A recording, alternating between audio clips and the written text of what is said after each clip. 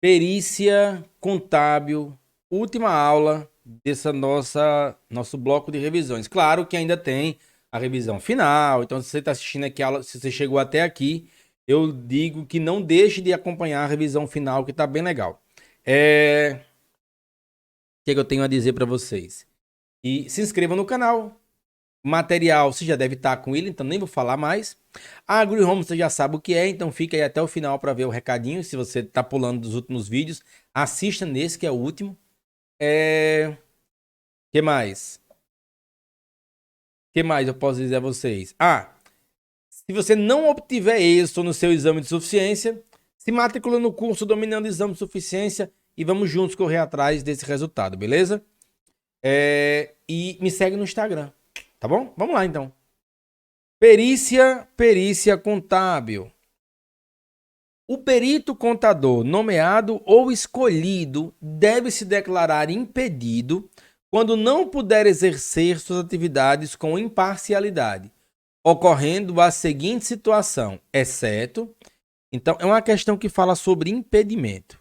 O perito contador nomeado ou escolhido, deve se declarar impedido. Aí é assim, ó. Existem casos de impedimento e suspeição pelo Código de Processo Civil e existem casos de impedimento e suspeição pelas normas brasileiras de contabilidade. Aí você fica, não, professor, mas tudo bem, certamente elas são iguais. Não são. Infelizmente, as regras que se aplicam no Código de Processo Civil não são as mesmas que se aplicam nas normas brasileiras de contabilidade. Eu não sei quando é que os examinadores vão perceber isso, porque algumas questões acabam sendo anuladas por isso. Porque quando o enunciado não diz claramente qual foi a norma que ele se baseou, e quando acontece divergência, é questão passível de anulação. Mas, professor, e na regra geral? Na regra geral, é uma prova de contabilidade. Então, se o enunciado não fala o que é que você deve aplicar, você entende que é a NBC, tá bem? Entende que é a NBC. É assim que a maioria das bancas tem se comportado. A Consuplan também, mas varia. Mas vamos lá. O perito contador nomeado ou escolhido deve se declarar impedido quando não puder exercer com imparcialidade. Então, correndo a seguinte situação, exceto, ele quer saber dessas 4 aqui, qual não é uma situação de impedimento? Qual não é uma situação de impedimento? Ser herdeiro presuntivo de uma das partes ou dos cônjuges. Isso aqui já apareceu muito no exame, hein? Ser herdeiro presuntivo. Por motivo de foro íntimo. Ser parceiro, empregador ou empregado. Aconselhar, de alguma forma, uma parte envolvida no litígio. Deixa eu aproveitar e fazer um comentário aqui. A diferença de suspeição para impedimento,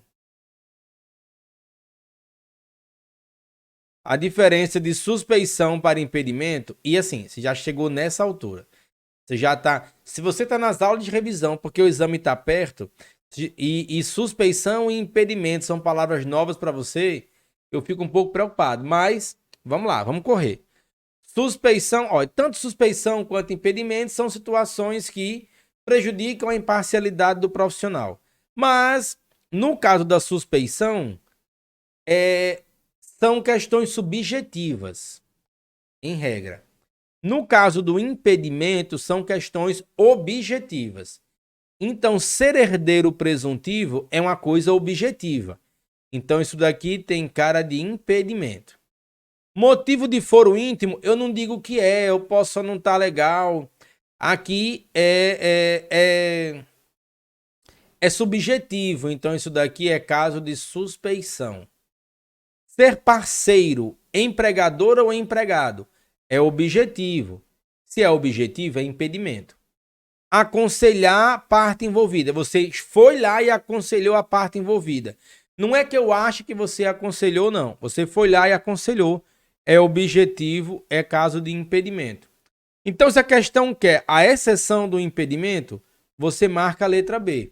O problema é que isso daqui aparece num canto e o resto aparece no outro. eu explicar por quê. Como o enunciado não fala o que é, eu coloquei como regra a norma, tá? A NBC PP 01 do perito contábil. Os casos de suspeição e impedimento a que está suspeito o perito nomeado são os seguintes: ser amigo íntimo, ser inimigo capital de qualquer uma das partes, ser devedor ou credor, ser herdeiro presuntivo, ó, o que a gente viu, ser parceiro, aconselhar, houver qualquer interesse no julgamento da causa. E o item 15 traz: o perito pode ainda declarar-se suspeito por motivo de foro íntimo. Dá a entender que todos esses casos aqui são casos de impedimento. Muito embora a norma não diga isso claramente. Ele fala: os casos de suspeição e impedimento são os seguintes, e lista. E no 15 fala: o perito ainda pode declarar-se suspeito por foro íntimo. Mas ele não diz desse conjunto aqui o que é suspeição, o que é impedimento, que eu acho foda isso. Então eu acabo considerando tudo como impedimento. Dá certo. Dá certo. Até porque na norma lá no Código Civil tá um pouquinho mais claro. Então aqui a gente vai por esse entendimento e marcou quem aqui? Marcou letra B, por motivo de foro íntimo. Vamos lá, questão 2. O perito contador, de novo, eu botei outra questão aqui, deve declarar-se suspeito, e aquele pé do contrário, ó, não é um caso de suspeição. Lembra, nós temos suspeição versus impedimento. Eu quero um caso que não é de suspeição. Então eu quero que você me diga dessa lista aqui quais são os casos de impedimento. Deixa eu ler o resto do enunciado. O perito contador, eu me empolguei aqui. O perito contador deve declarar suspeito quando, após nomeado ou escolhido, verificar a ocorrência de situação que venha suscitar suspeição em função de sua imparcialidade ou independência e comprometer o resultado do seu trabalho em relação... Eita, na cadeira aqui. Em relação à decisão. Assinale a opção que apresenta uma situação que não se configura como um caso de suspeição. Letra A. A filha de uma das partes tem uma dívida em atraso com o perito. A filha tem uma dívida. O perito contador é herdeiro presuntivo. A gente acabou de ver herdeiro presuntivo ali. E você viu que herdeiro presuntivo é caso de impedimento. O perito contador recebeu presentes e é amigo íntimo. Então, ó, ter uma dívida não quer dizer necessariamente que você vai deixar isso influenciar você. Então, aqui é meio suspeito. Aqui é só suspeito. Ser herdeiro presuntivo é uma designação efetiva. Então, a letra B é impedimento. Então, se eu quero não suspeição, eu quero impedimento. Só é a letra B. Letra C, receber presentes não necessariamente diz que você vai prejudicar ao seu julgamento, pode ser até um presente pequeno. E ser amigo íntimo, isso também não necessariamente gera algum tipo de suspeição ou de impedimento. Então você fica só suspeito. Eu quero o que não é suspeição. Mas eu botei tudo isso por quê? Porque essa questão eu respondi sob a luz do Código de Processo Civil. Olha só. Impedimento e suspeição são situações fáticas ou circunstâncias que impossibilitam o perito de exercer regularmente suas funções ou realizar a atividade pericial. As situações de impedimento possuem caráter objetivo e aplicam-se aos peritos os mesmos casos que aplicam-se aos magistrados. É só para lembrar, né? Porque no Código de Processo Civil não é que fala da suspeição do perito, fala da suspeição do magistrado. Mas aplica-se aos peritos o mesmo caso aos magistrados. Os casos de suspeição são diferentes dos casos de impedimento, conforme o artigo 145 do Código de Processo Civil. Olha só. A suspeição do juiz, quando é amigo íntimo ou inimigo, quando recebe presentes, ou quando qualquer das partes é credora ou devedora. Aqui a norma fala que há suspeição. A suspeição do juiz. Ó, deixa eu ver aqui, parceiro, interesse. Lá na NBC tem amigo, inimigo, devedor, mas lá não fica claro na NBC PP01, você pode até voltar o vídeo para ver, lá não fica claro se esses casos são de suspeição ou impedimento. Lá até parece que é de impedimento, já que ele bota os casos de suspeição aparentemente só como de foro íntimo. Na NBCPP não tá claro. No Código de Processo Civil tá.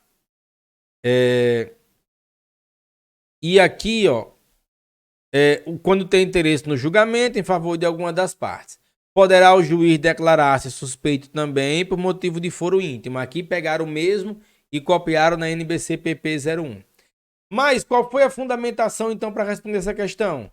Foi que o herdeiro presuntivo é caso de impedimento pelo artigo 144. Ser herdeiro presuntivo, artigo 144 do Código de Processo Civil. A questão pede um caso que não é de suspeição. Para não ser suspeição, é impedimento. E impedimento lá é herdeiro presuntivo, é letra B de bola. Mas lembra, por conta do Código de Processo Civil. Pela NBC, não está claro para gente se ter dívida, por exemplo, ou ser amigo ou inimigo, é impedimento ou suspeição. Então, assim, meio que atrapalha a interpretação de vocês. Eu reconheço que atrapalha. Ah, então, professor, o que fazer? O que fazer? Responde com o que você lembrar. Responde com o que você lembrar. Se você lembrar, se o enunciado falar de acordo com a NBC, você sabe que tem que ir pela norma da perícia, que junta tudo num bolo só. Se disser que é de acordo com o Código de Processo Civil ou de acordo com a legislação civil, você tem que lembrar do Código de Processo Civil, artigos 144 e 145. Questão 3. Com base na NBCTP 01 de perícia contábil, julgue os itens abaixo como verdadeiros ou falsos e, em seguida, assinale a opção correta. Vamos lá. A perícia contábil é o conjunto de procedimentos técnicos, científicos, destinados a levar à instância decisória elementos de prova necessários a subsidiar a justa solução do litígio ou constatação de fato, mediante laudo pericial contábil e ou parecer pericial contábil, em conformidade com as normas jurídicas e profissionais e com a legislação específica no que for pertinente. Dá vontade de colocar num quadro, né, esse item aqui, tá completamente certo. Tá completamente certo. 2. O laudo pericial contábil e o parecer pericial contábil têm por limite o objeto da perícia deferida. Quer dizer que eu só posso trabalhar onde eu estou autorizado? Exatamente, é isso mesmo. Então tá completamente certo também. Ah, só com essas duas, ó. A letra A diz que tá correto só 3 e 4. Não, a gente já viu que 1 e 2 também tá. Tá correto só 2 e 3. Não, a gente já viu que o 1 também tá. A letra C, por enquanto, tá ok. A letra D, por enquanto, tá ok. Vamos ver a 3. A 3 é quem vai definir o negócio aqui. A perícia contábil é de competência, perícia contábil é exclusiva do contador em situação regular com o conselho. Perfeito. Então a letra D está errada porque não tem o 3. Você marca a letra C, mesmo sem ter lido o item 4. A perícia judicial é exercida sob a tutela do Poder Judiciário. Judicial, Poder Judiciário. Parece ok. A perícia extrajudicial é exercida no âmbito arbitral, estatal ou voluntário. Parece ok também.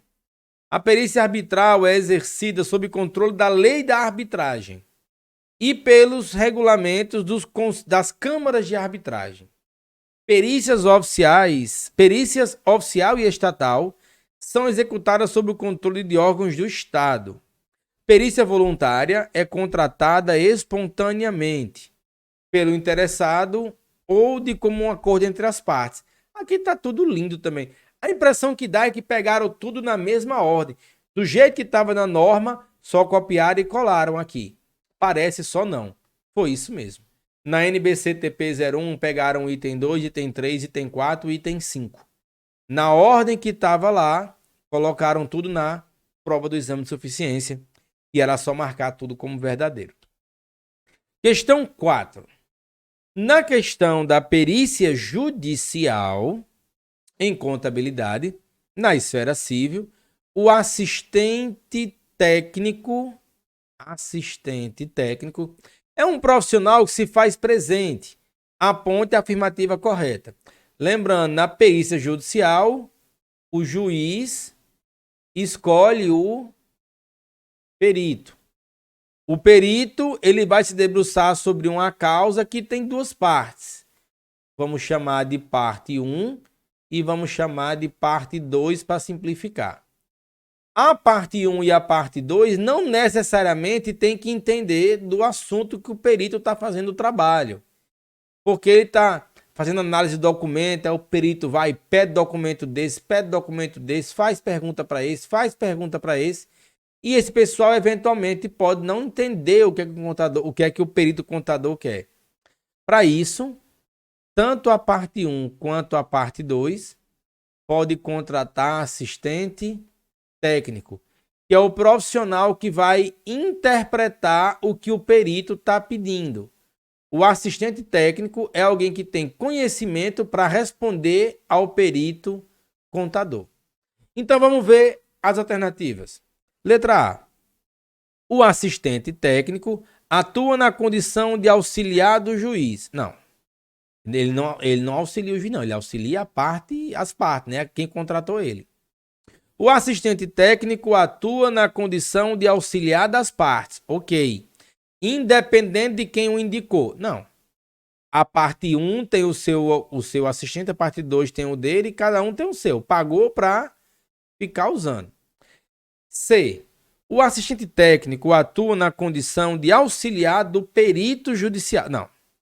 Assistente técnico não é auxiliar de perito, não. Não é auxiliar. Aí é o perito contador assistente. O perito contador assistente é quem trabalha auxiliando o perito. Não.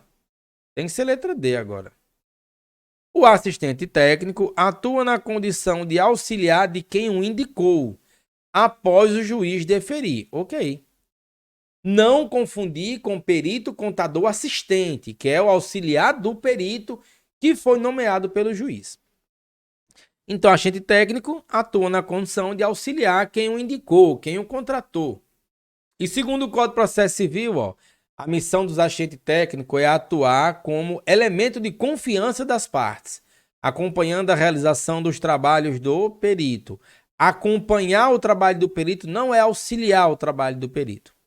Portanto, não se aplicam a eles as causas de impedimento e suspeição, já que o assistente técnico ele representa uma parte. E a parte não tem que ser imparcial. A parte não tem que ser independente. A parte tem uma parte, cada um quer defender o seu lado. Quem tem que ser imparcial é o juiz, quem tem que ser imparcial é o perito contador, quem tem que ser imparcial é o perito contador assistente. O assistente técnico, ele vai defender o lado que contratou. O assistente técnico também auxilia as partes na elaboração de quesitos, e perguntas que serão respondidas pelo perito no seu laudo pericial. A formulação de quesitos é tema importantíssimo do trabalho com detalhes ao longo do curso. E será trabalhado ao longo do curso, né? Eu falei aqui no nosso curso, lembra qual é o curso? É o Dominando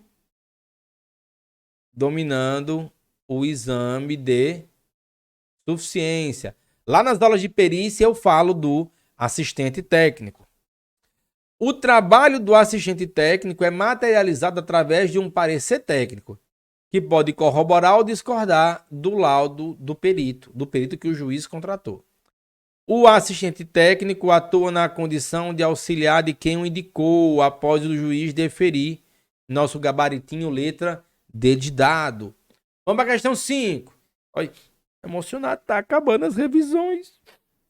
A NBCTP 01, Perícia Contábil, estabelece regras e procedimentos técnicos científicos a serem observados pelo perito quando da elaboração da perícia, mediante o esclarecimento dos aspectos e dos fatos do litígio.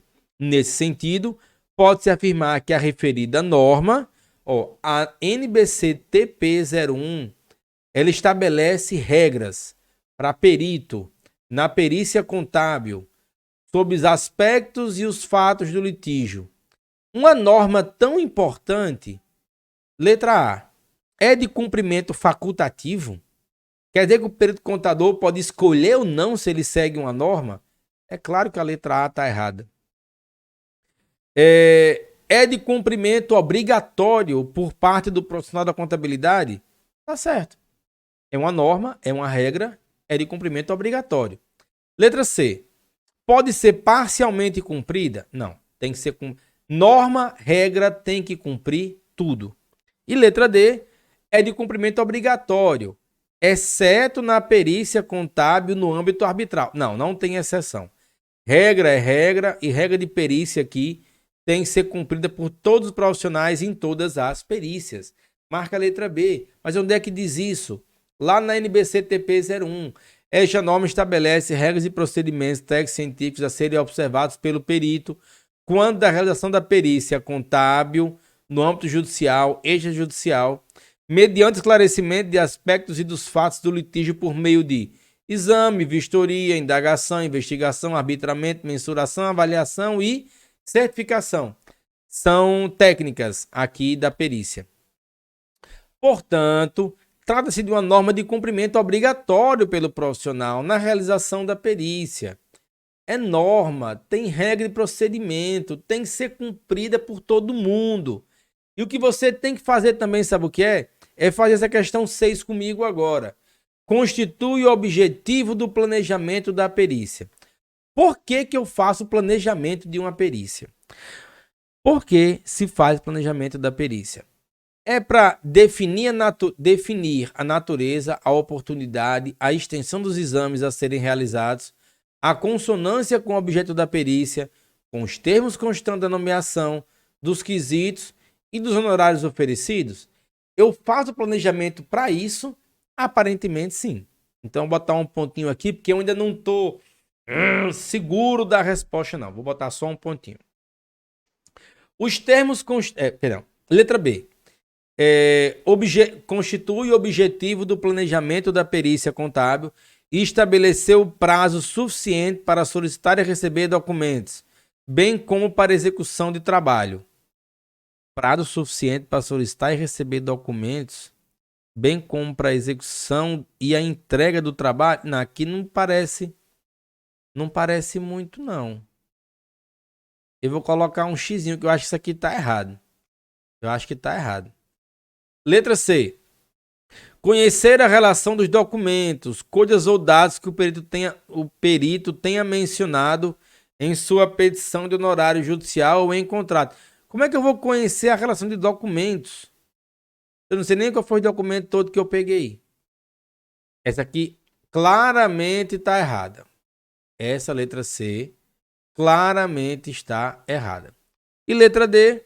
Identificar e deferir quesitos que deverão ser respondidos durante a confecção do laudo. Eu no planejamento já estou no laudo? Não, aqui também está errado. Tem outras etapas entre o planejamento e a execução. Então, fiquei com a letra A e letra B. Fiquei em dúvida. Aqui se é A ou se é a letra B. Vou até botar assim, ó, a letra B. Eu acho que é a letra A, mas a letra B... Vou colocar um pontinho também em homenagem a essa dúvida que eu fiquei.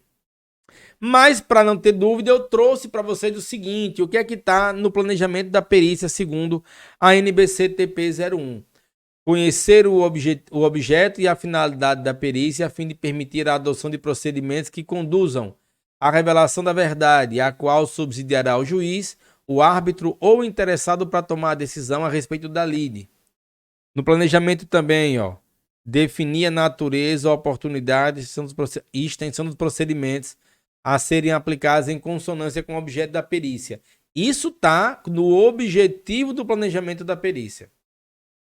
Estabelecer condições para que o trabalho seja cumprido no prazo estabelecido, identificar potenciais problemas e riscos que possam vir a ocorrer no andamento da perícia, identificar fatos importantes para a solução de demanda, de forma que não possuem desperdício, identificar a legislação aplicável ao objeto da perícia, estabelecer como ocorrerá a divisão de tarefas e os dos membros da equipe e facilitar a execução e revisão do trabalho. Lembra, essa questão pediu os objetivos do planejamento, não as ações no planejamento. Ali atrás, né, quando eu li os enunciados para vocês, até tem algumas ações que são feitas no planejamento, só que elas não são objetivo do planejamento, elas são atividades do planejamento. Belezinha? Chegamos ao final, galera. Hoje, no dia que essa aula está saindo, eu acho que é dia 20.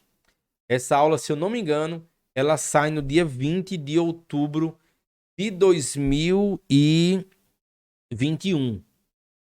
Meu aniversário já vai ter passado. Eu espero estar muito feliz com os presentes que vocês mandaram. E nós temos um encontro com a revisão final. Então se liga, procura aqui no canal, procura a revisão final, procura outros vídeos, procura informações sobre o curso também. Se matricula no curso para a gente juntos ir buscar esse seu registro, beleza? Essa aprovação no exame de suficiência. E pela última vez nas revisões, fiquei com o recado da AgriHomes, que a gente se vê na revisão final. Beijão. O AgriHomes é uma plataforma de inteligência artificial que cruza os dados contábeis, fiscais e financeiros das empresas e apresenta erros, avisos e sugestões de melhoria na qualidade da informação que será apresentada para as receitas federal, estadual e municipal, e até mesmo para os sócios. Enviar balancete ou livro caixa errado ou sem conferência total é coisa do passado. Em alguns segundos, você tem tudo conferido e com a orientação de como resolver os erros e avisos dos dados de sua contabilidade. Veja como é simples. Acesse a esteira de importação de arquivos para que o sistema cruze as informações. Selecione o regime tributário da empresa.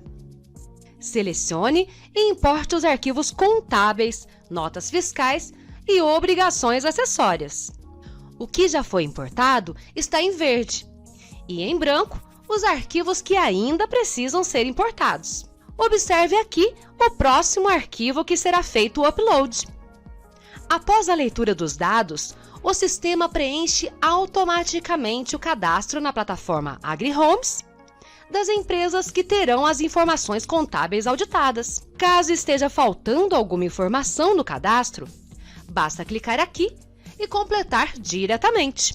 Você pode clicar em continuar para seguir com a importação dos arquivos ou pular, caso ainda não possua o documento listado ou já tenha sido importado.